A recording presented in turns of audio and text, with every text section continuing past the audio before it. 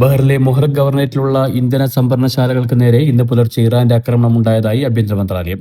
സുരക്ഷാ സേന സ്ഥലത്തെത്തി സ്ഥിതിഗതികൾ നിയന്ത്രണ വിധേയമാക്കി. തീപിടുത്തത്തെ തുടർന്നുണ്ടായ പുക മൂലമുള്ള ആരോഗ്യ പ്രശ്നങ്ങൾ ഒഴിവാക്കാൻ ഹിദ് അറാദ്, കലാലി, സമാഹിജ് എന്നീ പ്രദേശങ്ങളുള്ളവർ വീടിനുള്ളിൽ തന്നെ തുടരണമെന്ന് അധികൃതർ നിർദ്ദേശിച്ചു.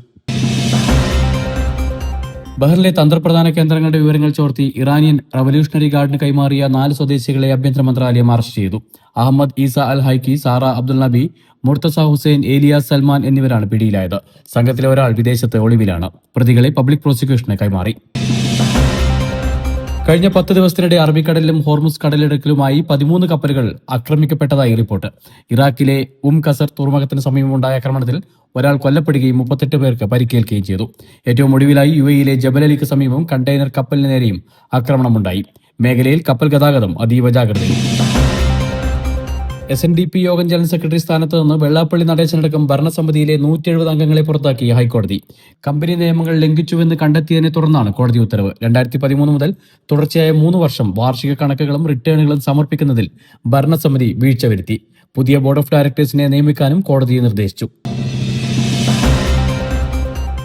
താൻ മറ്റൊരു രാഷ്ട്രീയ പാർട്ടിയിലേക്കും പോകുന്നില്ലെന്ന് CPM മുതിർന്ന നേതാവ് G. സുധാകരൻ. UDF സ്ഥാനാർത്ഥിയാകുമെന്ന വാർത്തകൾ അടിസ്ഥാനരഹിതമാണെന്നും പ്രതിപക്ഷ പാർട്ടികളുമായി ചർച്ച നടത്തിയിട്ടില്ലെന്നും അദ്ദേഹം വ്യക്തമാക്കി.